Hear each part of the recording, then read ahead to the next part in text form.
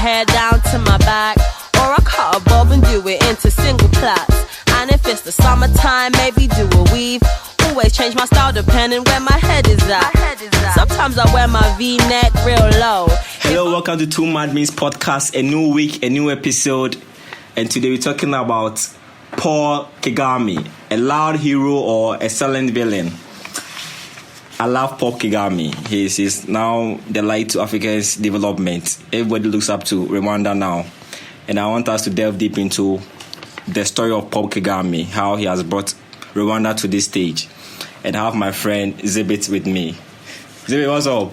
Charlie, I do. Long time. Yeah, long time. So Zibit was on Natural Hair. Yes. Yeah, Natural Hair episode. Yeah, yes. And Zibit has so much knowledge in politics, African politics. So today I'm talking about Paul Kagame, a loud hero or a silent villain.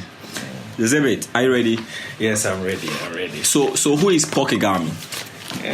Paul Kagame is currently the president of Rwanda, and he is of Tutsi extraction, and he's been in power since the end of the genocide, somewhere in 1994. Yeah, serving as the vice president at the beginning, and then Minister of Finance.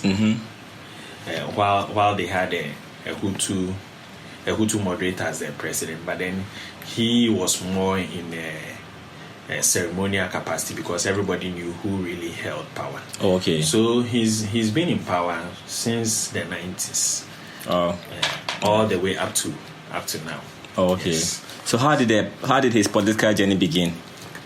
To a large extent, his political journey began with his involvement with Yoweri Museveni. Uganda. Yes, in Uganda. You know, Uganda was being ruled by Idi Amin. Yeah. And then everybody realized that, okay, we needed to get rid of this brutal dictatorship. So the likes of Museveni and all the other cohorts over there helped to remove Idi Amin from power. Yeah. Then they had a guy called Milton Obote in power. But then Milton Obote is somebody who had served before as president and was removed at one point, some years prior to Idi Amin. Idi Amin, okay. And then now, after the removal of Idi Amin from power through the invasion of the country by Tanzanian forces with the help of Ugandan forces and then some Rwandan forces here and there, Milton Obote was brought back to power. But when Obote came to power the second time, most of the policies that he was implementing and all things were seen to be siding with his tribesmen and so on. Okay. So, and then also the elections that were held to bring him into power were seen to have been characterized by so many allegations of cheating and ballot stuffing and so on. A lot of irregularities went on. So Museveni took to the bush, to fight a bush war against Museveni. Against Milton Obote. And during the bush war, he had the likes of Paul Kagame on his side. Oh, okay. Wow. Because Paul Kagame had fled with his parents somewhere in the 60s or so, 60s or 50s. And his parents fled a Hutu reprisal in Rwanda. So he had gone to stay in Uganda. So even though he is from Rwanda, he was staying in Uganda. So he found himself with Museveni. So serving with Museveni, they were able to fight their way and then overthrow Milton Obote. Okay. Yeah. So from a military and then political standpoint, that's where his rise really started from. Okay. So in fighting their way all the way to the capital to overthrow Milton Obote, when finally Obote left power and then Museveni took over, he had the likes of Paul Kagame still serving with him, even though everybody knows that he's from Rwanda. Yeah. So I think he had he had the intentions of going back to Rwanda to go and then overthrow the Hutu regime over there, because the Hutu regime had been targeting the Tutsis in the country. True. So from a political and military standpoint, that is really how he began. Yes, how he began his things. So which person or persons had influences on Kagame's political ideologies? I've heard of the likes of Julius Nyerere, but personally, I haven't seen anything credible to that effect. I think he's more aligned with Museveni. Okay, he's more aligned with Museveni. But what makes Paul Kagame distinct is that looking at what he's doing right now for his country is pulls apart from what Museveni is doing. True. So if I'm to make a conclusion on this, I would say he has formed his own ideologies. True. He hasn't really been influenced by people so much. Maybe Museveni from a military standpoint on how to hold on to power and things like that. True. But then from a political standpoint, no. When I was reading about him, I tried so much to find some linkages to past presidents like Nkrumah and Lumumba and all that, and it seems there's no direct connection to Kagame's ideologies. Yes, there is no direct connection. I was also thinking maybe for like most African leaders who came in the 60s and 70s, most of them were Marxist and Leninist. They held on to these ideologies and so on. So I was thinking he might have picked up on some of these things. But he's different like that. He's different. He's different. Yeah. What was the toughest challenge for him when he first became president of Rwanda? I think the toughest challenge for him was how he was going to unify the country.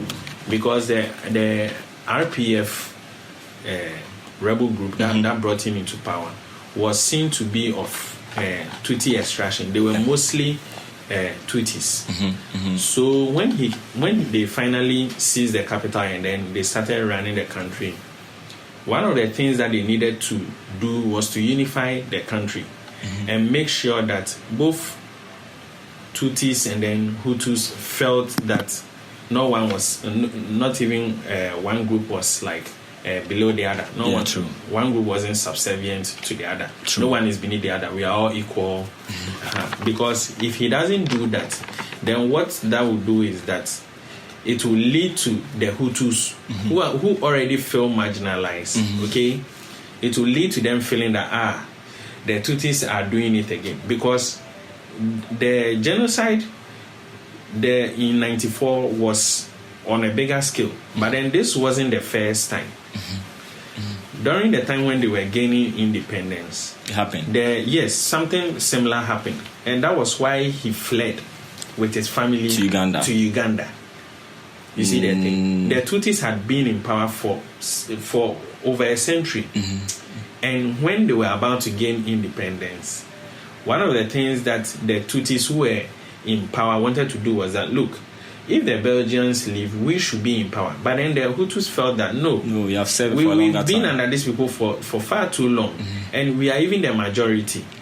Okay, so why should they allow these people? So there was a lot of chaos going on at that time, and finally, when the country gained independence, the Hutus took over, and there was a massive campaign of killings against the Tutsis. So most of them fled. So this tit for tat thing was there. So one of the things that he needed to do was to make sure that now he will unify the country. So one of the things he did was that they are going to give the people ID cards, but then on the ID cards we are not going to state which ethnic group you are from, that you belong to, because the idea is that we are all one.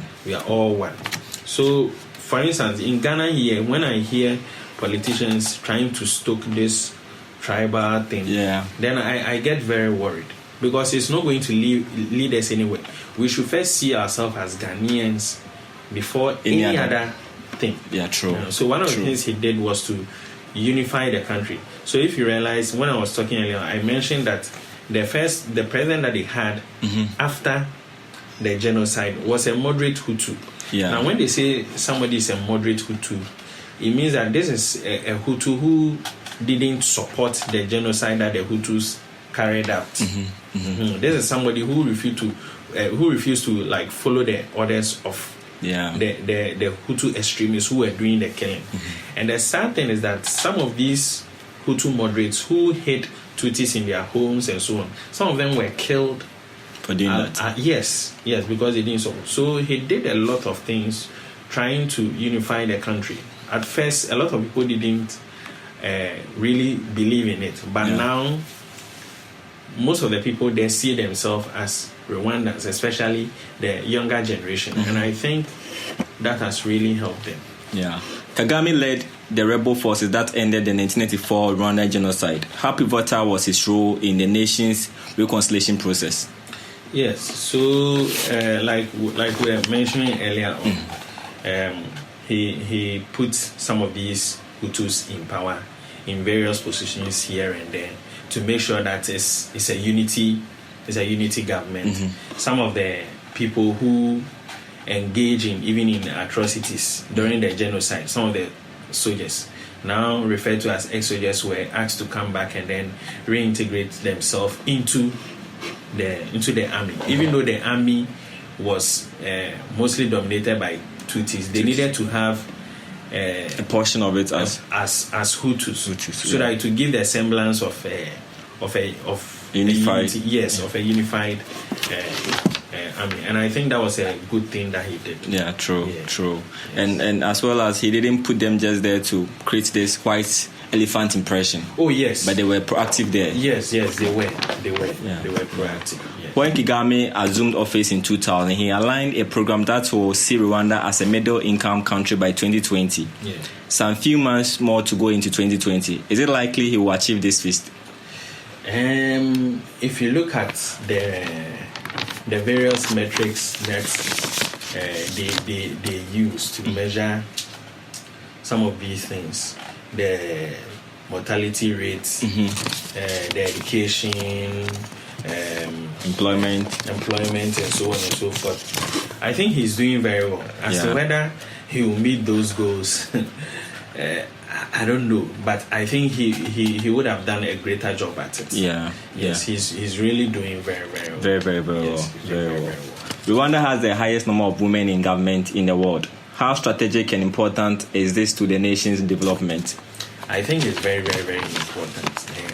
Where most societies in the world are patriarchal. Men control everything, and I think it's about time that we let our women into various positions to be able to help, especially even in Ghana here. So it's a big plus for them in Rwanda that women are into these positions, because if you have women in these positions, then it means that if any decisions are being taken which are going to affect them, then a woman will be there to be able to influence how the policy direction should be. So I think that having women in various positions is very helpful. And then also it serves as a beacon of hope to other countries to also push their women to get themselves involved in politics. True. And I think that will also encourage young girls coming up, that when they see examples of women in leadership, they can say, this is somebody that I can look up to. So true. It's very important. And then I was also thinking about it from this angle. You know, we always talk about society and how things are going wrong and so on and so forth. Now, we always forget that when we are young, we spend more time with our mothers. Yeah, true. So that if you want to create a man, or you want a man who is more refined, you need to do your homework with the woman. True. So by empowering the women and then making sure that they are more, I don't know how to put it. If we empower the women by making sure that they have more rights, they have more economic freedom. then they'll be able to do a better job at raising the children, and then making them into very good citizens. The first point of any child is the mother. Exactly. And if the mother has power in how things are done in society, it helps a lot, because she knows what the children need. She knows the policies that it will benefit their children. Exactly. So, in most cases, when there are conflict and other things, women and children bear the brunt of. So if you have women in positions and they are making policies, it's a smart decision. Yeah, it's a smart decision, because then they will have to think about how the repercussions would be, since they are the ones who will be most affected. True. I think it's a very good one of the smartest decisions. Yes. Yeah. True. It's true. Very good. It's true. Some weeks back ago, Maria Phones company launched the first made African smartphones in Rwanda. How well is Kagame's government accepting technology and innovation? I have to be very honest with you. I just heard about this. Yeah, marathon. Very, very, very recently. And even before I heard about them, I know that Kagame is thinking about using technology to drive growth in his country. So this group coming into the country to produce mobile phones and so on. So I think it's a step in the right direction, because then we have something to be proud of. This is a company that will be able to employ people. Yeah. And then by employing them, that will boost the economy. Yeah, true. Yeah, so I think it's a good thing. True. And I think with the age of technology, bringing people who know much about technology to help empower your government and your society is very important. I think it's very, very good. Very important. Because one of the things that they've done there in using this technology, this innovative technology, especially in the ICT realm, is to make sure that they take out a lot of this middlemen, the bureaucracy that we go through in the system. Let's say if you want to start a business, if you want to get a document somewhere in the civil service here and there, all that you have to do is be in front of a computer. Everything is just works. there. Yes. So if you realize, when it comes to the global index of places where you can easily do business, they are really rising up in the ranks. That the ease of doing business is really going up. Their rank keep changing. They keep going up and up. But then when you come to, let's say, Ghana, for instance, we still have a lot of work to do. Getting one document even from the public sector is really a challenge. Yeah, very, very hard. It's very, very difficult. Yeah, true. So, Paul Kagame keeps changing the constitution to keep him in power. Until now, how does this establish a fact that development needs time, which then should breach the democratic maximum stay of 8 years? This thing is very contentious in the sense that I don't really agree with leaders changing the constitution to stay in power, because they say power corrupts. Yeah, true. So when you stay in power for a long time, then after a while you begin to think that you are the only one who can do something the job. But then we have to look at countries on a case-by-case basis. I'm not saying that he changing the constitution is a good thing, but some countries need it so that when they have one leader there at a time, they'll be able to strengthen their institutions. And they are just come out of genocide.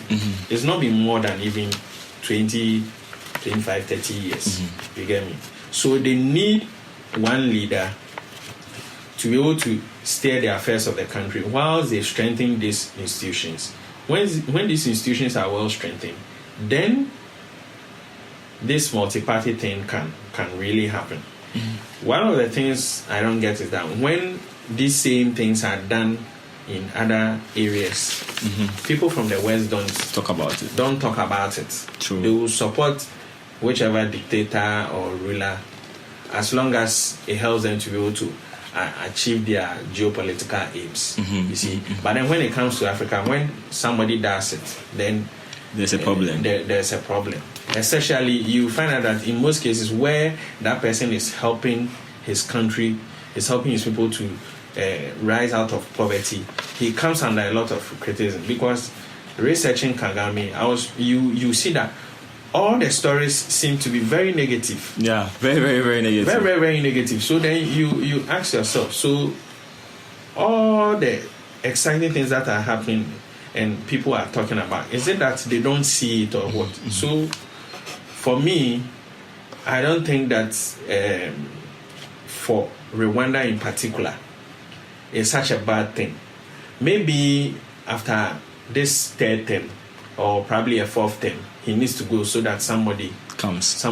But for now, I think he's doing a fantastic job, and the people should, if the people want to give him another term, why not? What if he stays in power for so long? If the people want him to stay in power for that long, how do they put him in check that he doesn't become more corrupt or he doesn't feel that he's untouchable and he will still stay in check? It will be up to the leaders in the country. They are parliamentarians, they are judiciary, and so on and so forth, to put their foot down and say that, hey, we know you are doing a good job, but then enough is enough. Let somebody go. Nobody is a repository of all knowledge. Yeah, true. Someone else can come and then also continue. True. So they need to be able to do that, and that can only happen if the institutions are really independent of each other. The legislature and then the judiciary and so on. Everybody is like independent of each other. If that doesn't happen, then what happens is that more or less these institutions answer to the leader, so he can do whatever he wants. And no matter how good you are as a leader, after some years of being in power, some way somehow things begin to go wrong. Yeah, true. Take Mugabe, for instance. When he came, he was praised a lot. Yeah, true. After they gained independence, he was praised a lot because he was doing so much and so on and so forth. And the West were in love with him. True. But things just turned sour when he took their lands. He took their lands, and then also on the local front, he started suppressing critics. People were going missing here and there. So if you stay in power for too long, there's a likelihood for you to do things that you are not supposed to do. Yeah. You begin to see every critic as an enemy. And only God knows what you do. And some of these issues have come up with Kagame. Yes. He keeps arresting opposition leaders. Yes. Some keep missing. Yes. How do we address that issue? Now that he's setting the pace for a president for most African countries to also become that shining light. You see, there's in this world, politically, nothing is black and white. And we'll be naive to think that. Even the far advanced economies, the things that they do in the Middle East, okay, it's not really good. And if we want to be doing comparison, they wouldn't come out clean. True. You see? True. So sometimes when you are looking at a country, you really need to really dig deep into the issue before you go about condemning a person as, let's say, being authoritarian or being a dictator. True. And so on and so forth. Because some of these critics or some of these people that have fallen out of favor with him, I was digging through how some of them operate. Some of these opposition groups and everything. It is believed that, or according to him, he believes that some of these groups are being supported by neighboring countries. Oh, okay. So these people are not speaking clean. Some of these people, there's an ulterior motive. Yes, and it is believed that they will be, if we allow them to go unchecked, they can destabilize the country. True. So he needs to go after them. I'm not saying it's necessarily the right thing to do, because in some cases some people have been killed and he has denied it. Yeah. As to whether he's really the one who ordered the attacks, we don't know. True. But every country will do whatever they want to do to keep the country going. Because the reason why when I read commentaries on social media about Kagame and opposition leaders and all that, people seem to support Kagame more than condemning, because I think recently we saw what happened to Gaddafi. Yes. And now what is happening in Libya. So people don't want to buy into the ideology that when something starts propping up in Africa, somebody is trying to do something wonderful for us in Africa, and suddenly we start seeing opposition leaders saying this, that. Yes. The reason is that some of these opposition groups, some of them, they are supported by corporations from Western countries and so on. So if you don't know the motivation behind what somebody is doing, and then you quickly go and then condemn Paul Kagame that, why are you doing this? Why are you doing that? You might be wrong. True. Because look, every country has intelligence agencies. They check on these people. They know who these people are in bed with and so on. True. Sometimes you even have Western countries sponsoring people to start a newspaper to disseminate false information about the person that they want to target. True. So if you are reading from any of these papers, then you would think that he's a bad person. But I think after the killing of Gaddafi and so on, people have come to realize that, look, if there's a small price to pay, you want to enjoy the benefits that we are enjoying, then maybe yes. So which one would you want to have? Would you want to have development and freedom in Rwanda, or you want the country to be impoverished, yet they claim they have democracy? True. Okay, true. Look at Ghana here. Sometimes the way we do our things is a joke. True. Okay. True. The democracy is not helping people to live themselves out of poverty. Yeah, true. People's rights are being infringed upon day in, day out. True. Yes. True. The laws do not apply equally to everybody. The political elite, there are different rules for them, and then there are different rules for everyone else. So sometimes you can just dismiss some of these things that they are saying. True. Because you are not going to get it 100%. Yeah. Definitely, you make some mistakes here and there. True. And he's human. He's going to make mistakes. True. Before we go, there's this question on my mind. Most of African leaders have schooled in these foreign countries. Yes. They have seen development there. They have lived through this development over there. Yes. They come down to Africa to rule us, and they can't replicate what they saw there. But with Kagame, he has stayed in Africa. I don't think he studied abroad or went somewhere to stay there and study their whole system and all that. But he's really making it work for Rwanda. So those leaders who stay outside to study all these policies and come back home, and they still can't replicate this whole development over there. What is really wrong? What's the deficiency here? There is something called political interest. You see, always in politics, you have to follow the money. But even before I talk about that, Paul Kagame at one point studied in the US. Oh, okay. I think in their one of their military colleges and so on. You see, so it might not be the same as other African leaders, but definitely when he went there, he saw the development things, the things that he had. I think it boils down to the individual that you'll be talking about at a particular moment. But for most of our leaders, I don't really know. You see, like I was saying, that with the political interest thing, you see, before the person comes to power, the person has to cut so many groups.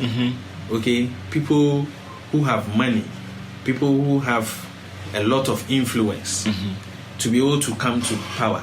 So what happens is that when the person is finally able to get into power, then instead of seeing to the interest of the people, then they rather want to see to the interest of these groups that brought them into power in the first place. One of the reasons why we are not able to implement a lot of policies here in Ghana is that whatever policy, especially from an economic standpoint, whatever policy you want to implement is going to impact on somebody's business one way or the other. The question is, do you have the political will to be able to go through with the reforms, irrespective of the repercussions? And in most cases, the answer is no. You see? So why don't I come to power enrich myself, make sure that all those political interest groups, all these groups are satisfied. Yeah. And then, I mean, by the time I leave the presidency, I'm rich. I get you. So why do the hard task of worrying about the masses? But I feel that at some point, this thing is going to implode. True. It's going to implode. True. So Paul Kagame, your last closing remarks. I think that he is somebody worthy of emulation. Other African leaders should be copying what he's doing. We need to be decisive in the policies that we take. We announce programs here and there, and we don't do a lot of follow through. Yeah. And it's the reasons why most of the policies that we embark on, they fail. But in his case, he's doing that. They are keeping a close eye on their policies, seeing which one works, which one doesn't work. So there's a lot to be able to learn from them. And I think he's doing a fantastic job. If he continues this way, he's really going to lift more and more people out of poverty in this country. True. Thanks for coming, Zebit. Sure. You surely come again. I want us to discuss something on Accra Flats. Sure. Someday. Let's do that. Sure. Thanks for coming. God bless you. Yeah. So this is Tumadin's podcast. A new week, a new topic. Stay tuned next time. Bye. Hello. If I'm feeling sexy, then expect some skin will show. Maybe wear a turtleneck if I'm feeling cold. My dressing is expression, so don't judge me by my clothes. Some days I roll up in a hood and a trackie. Turning up your nose, good, you think I look tacky? I go to a Michelin meal in my Reebok.